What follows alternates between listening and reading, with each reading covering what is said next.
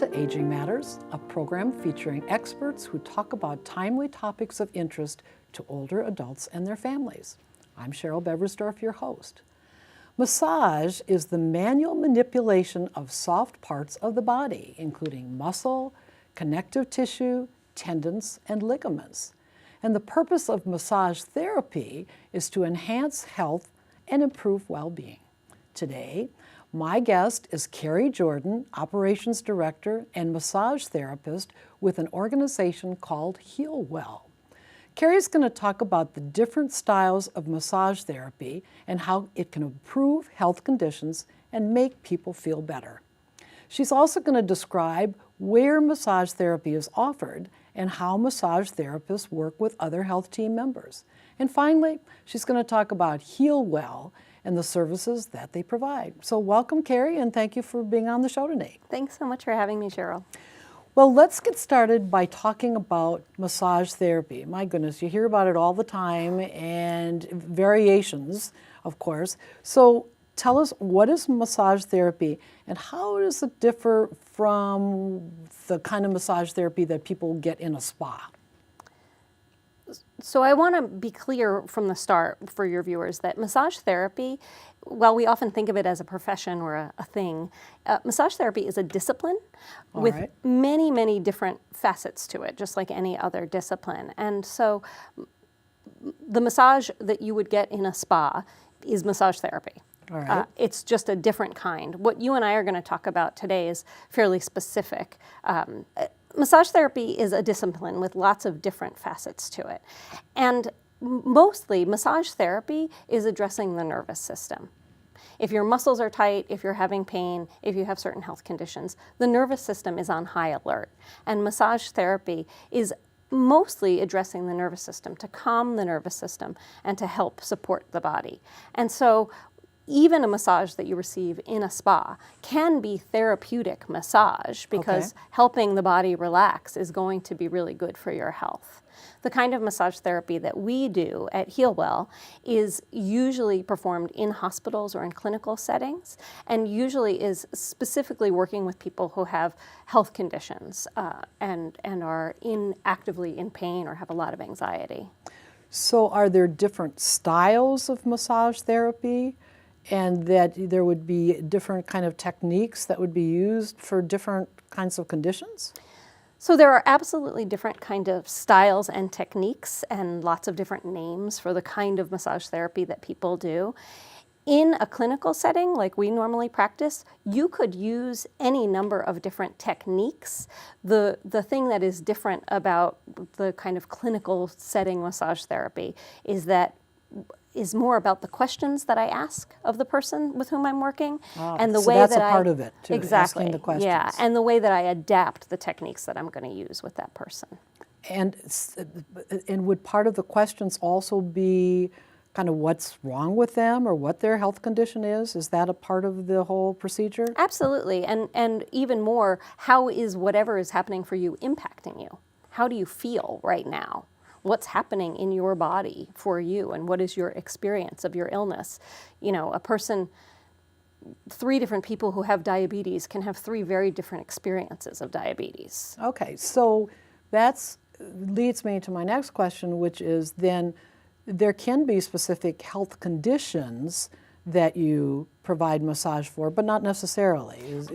I mean, I'm thinking, well, if you do your massage therapy in hospitals and other kind of healthcare facilities or whatever, that they could have a health condition, but not necessarily. Is that true? Absolutely.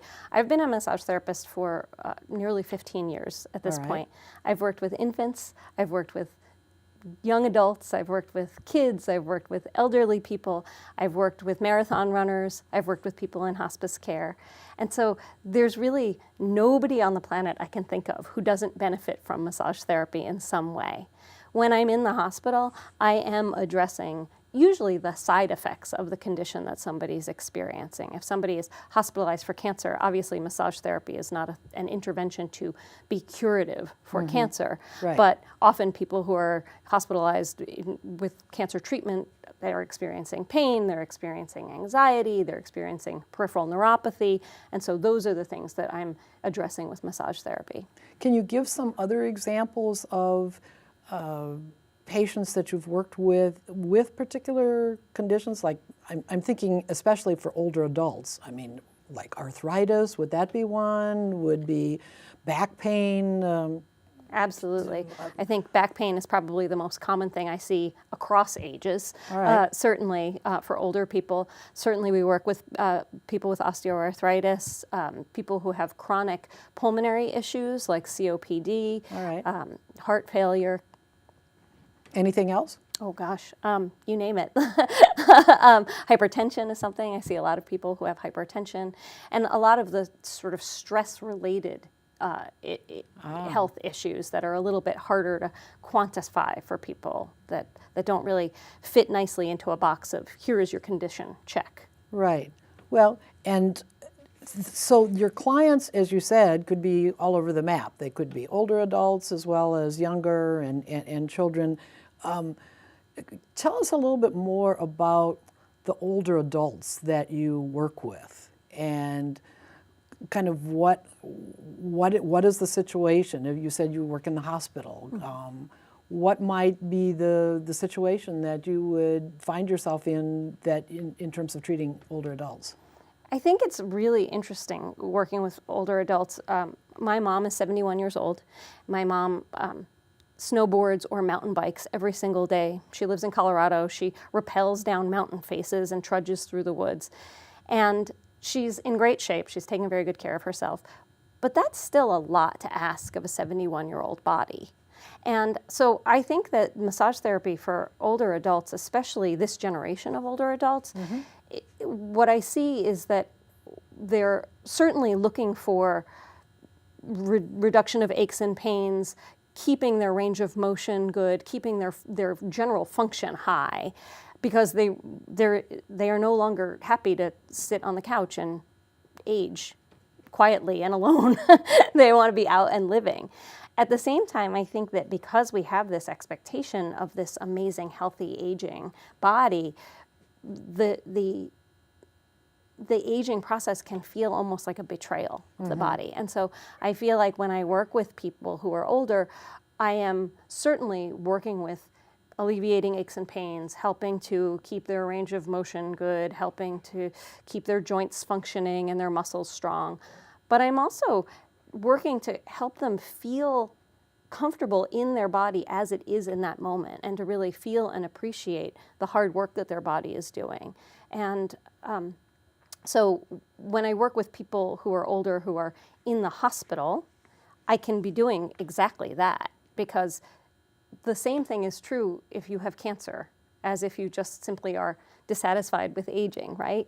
You woke up this morning in a body that wasn't the body that you hoped for. You woke up in a body that feels like it's not doing or looking like you want it to.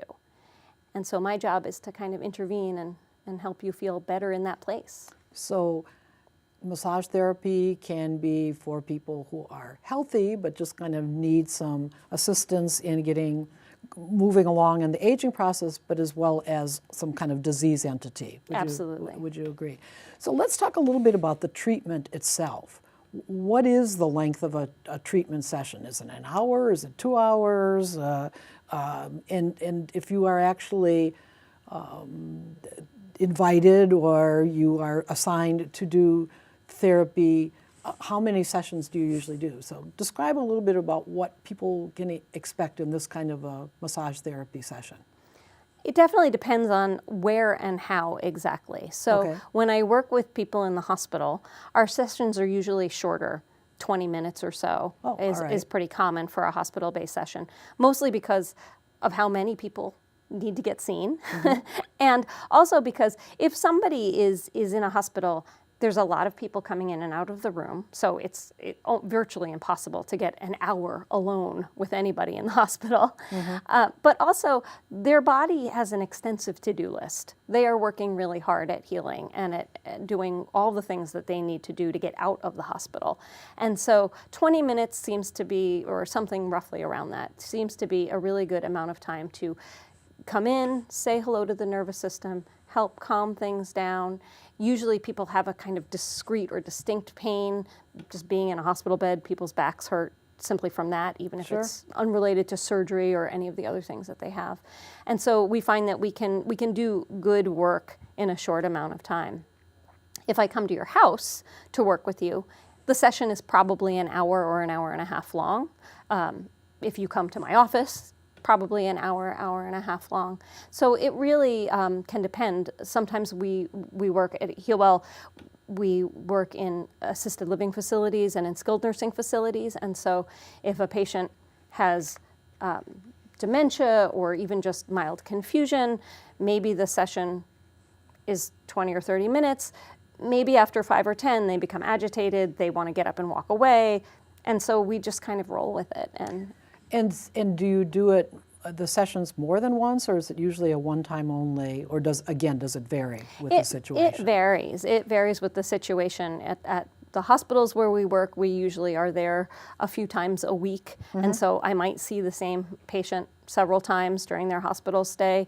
Certainly in an outpatient setting where people are coming to the office or I'm going to someone's house, it's really up to them how often I see them. Okay.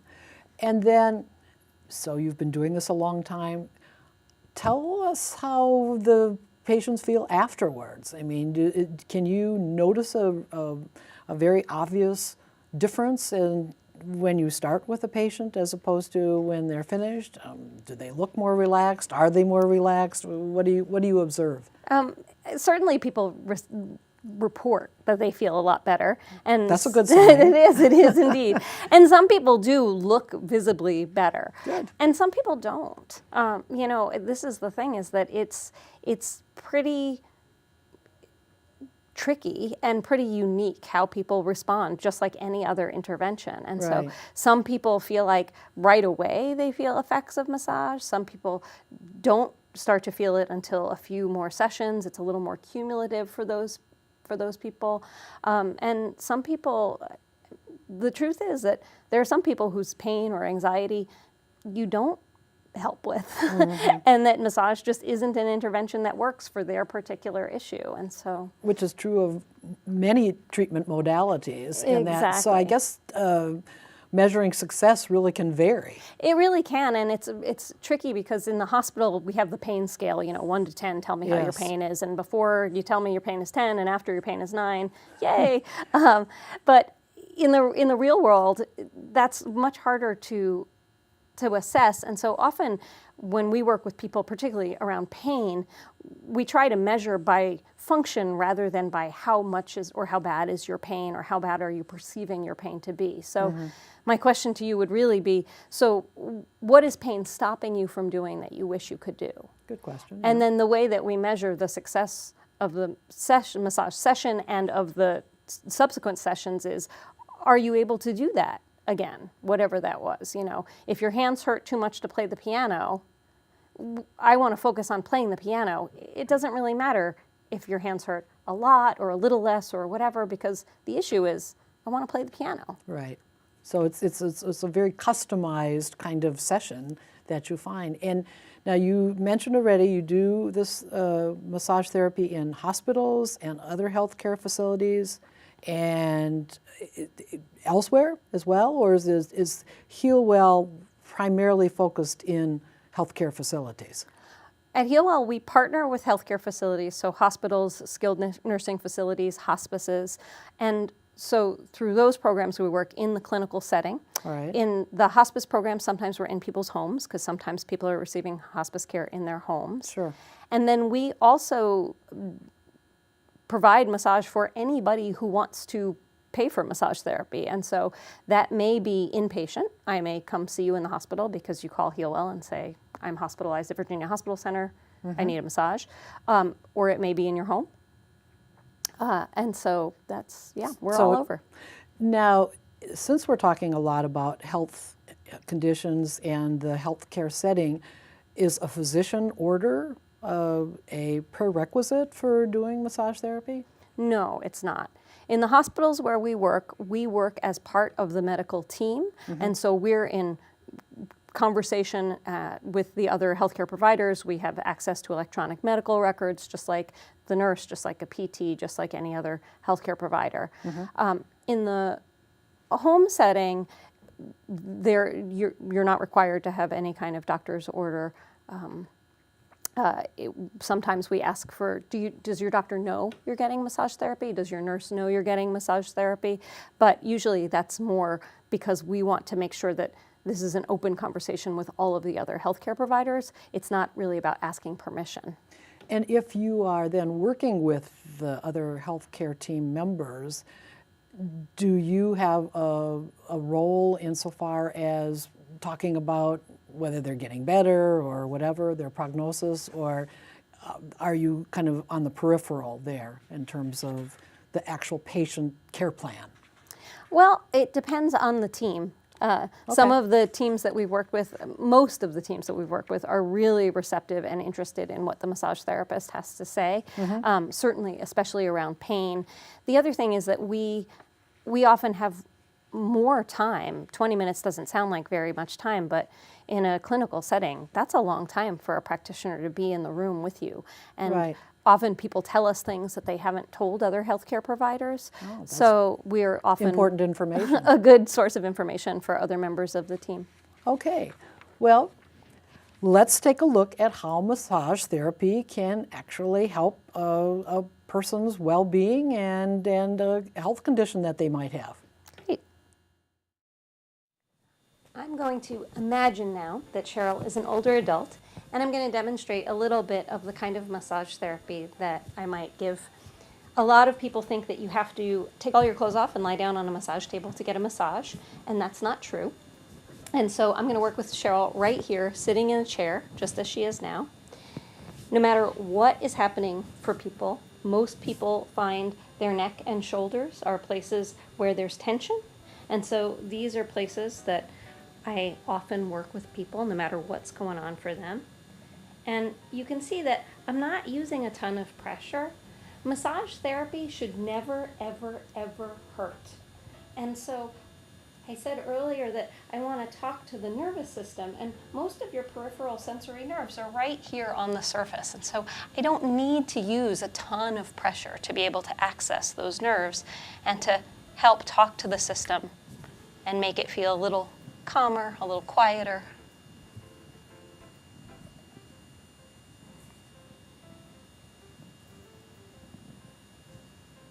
It's very relaxing. Good.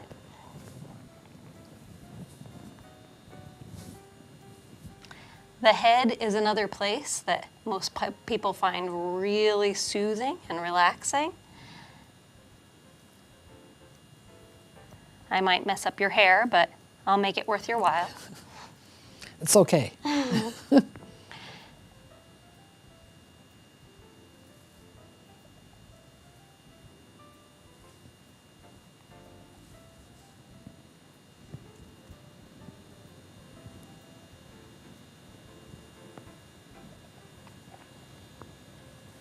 I usually try to use a kind of wave-like rhythm to the work that I do. Again, it's something that most people find pretty soothing. And I can stay seated the whole time? Absolutely. And even if you wanted me to work lower on your back in a chair like this, I can come down and just slide my hand behind you. Oh, okay. Or again, you can lean just as you are now forward, and I can support you a little bit with one hand on your shoulder in front here and work with your back with this other hand this way. So there's really pretty much no place on your body that I couldn't access or work with you even just seated here in a chair. The other part of the body that I think most people find really feels good is hands. Yes.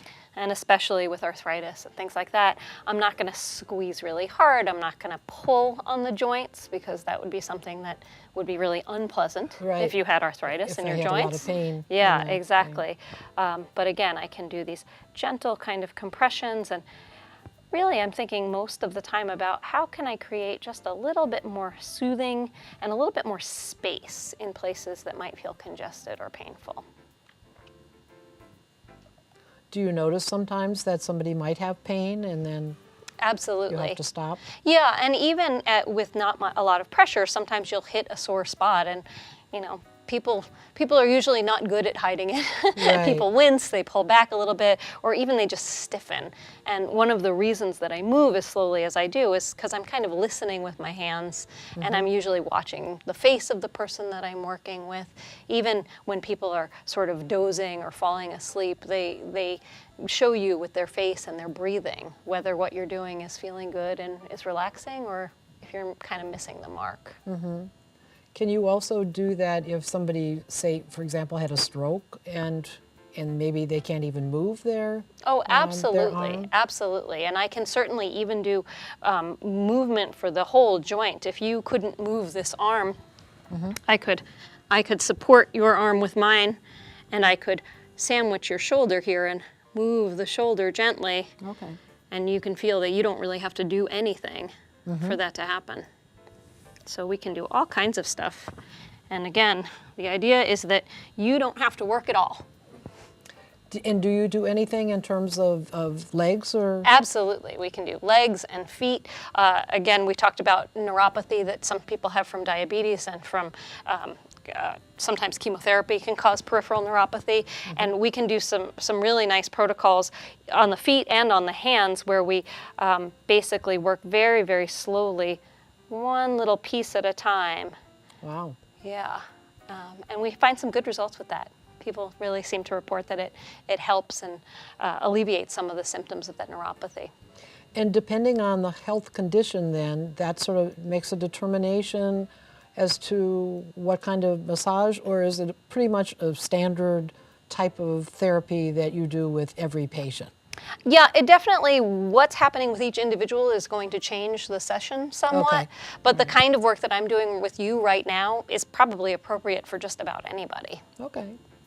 All right. Well, it feels wonderful. Great. So I really appreciate you doing that. It really feels good and it's very relaxing, but not ready to fall asleep yet. Excellent. Thank you. Okay.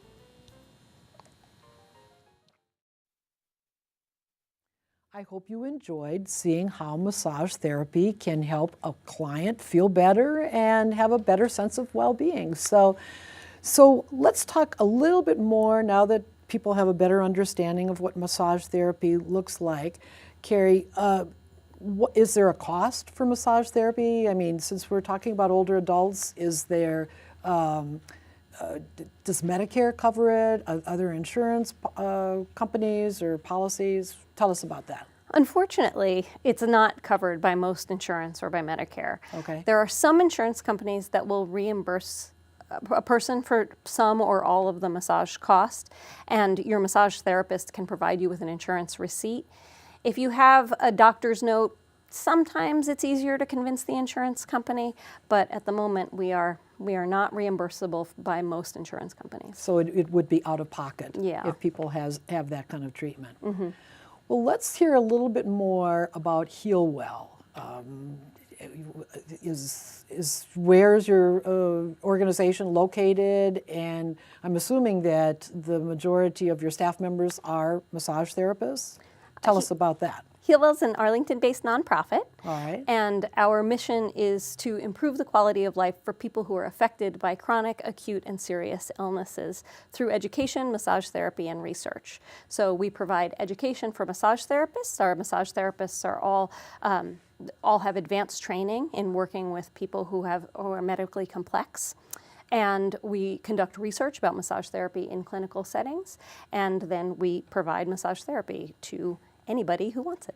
And you had mentioned before about they receive special training. You said do they go to school a longer period of time, or and then they get continuing education? Is that what you provide? Yes, all of our therapists have their foundational massage education and then many hours of continuing education on top of that. Again, sometimes in oncology massage and in working with older people or in working with people at end of life, prenatal massage. So kind of focusing on a specialty area then too. Exactly. All right.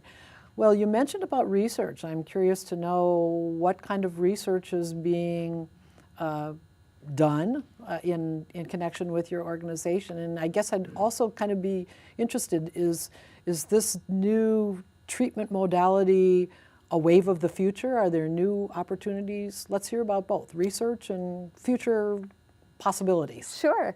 Well, at the moment, Healwell is conducting a dosing study for massage therapy, which, to the best of our knowledge, no one's ever done one of this size before, because we know from the research that exists that massage is great and that it helps with people's pain and anxiety especially, but how much, right? Morphine takes your pain away, but how much do you give somebody? Right. And so right now we're doing a study to look at are more massages in a row? Is 10 minutes, 20 minutes, are they the same? And so we conduct research like that. We've done research in the past with children and sleep in hospitals. And so one of the things that we're really committed to is that while there's a lot of research about massage therapy out in the world, some of it isn't really well conducted. And so we work very hard to conduct good, replicable research that will help show other healthcare providers that massage therapy is a legitimate healthcare intervention. And I think we are going to see a lot more of it in mainstream medicine in the future. I think the opioid crisis, for example, non-pharmacological health pain interventions are something that hospitals are really interested in looking at now. And so we're seeing more and more therapies like massage therapy and acupuncture being adopted for pain management. And I also think that the generation that is aging are demanding it. They're accustomed to massage therapy. It's not a new weird thing for them. And so when they're in the hospital or when they're in skilled nursing, they want the massage that they've always had. Well, and if it helps them in terms of enhancing the aging process and making it a little bit more palatable, I guess that is the best word there, then that's a good thing. Absolutely. So in closing, can you tell us one more time about where people can get in touch if they want to know more about Healwell? The best way to find us is healwell.org, and our phone number is 703-662-1603. And we are all over social media. If you like Facebook or Twitter or LinkedIn or YouTube, you can find us. All right. Well, I want to thank Kerry Jordan with Healwell for joining me today to talk about massage therapy. And this program is broadcast on Sunday at 5:30 p.m. and Wednesdays at 6 p.m. on Comcast Channel 69 or Verizon Channel 38 in Arlington, Virginia, or streaming live at those times on www.arlingtonmedia.org. You may be interested to know that Aging Matters is also on the radio every Tuesday at 2 p.m. on WERA-LP Arlington 96.7 FM. And in fact, you can listen to all Aging Matters radio shows by visiting www.mixcloud.com/Aging Matters. And finally, you can check out the Aging Matters Facebook page, which is www.facebook.com/Aging Matters WERA for information about both radio and TV programs. I want to thank you for watching Aging Matters today. And until the next time, remember, age is just a number, not a label. I hope you can join me again on the next Aging Matters program.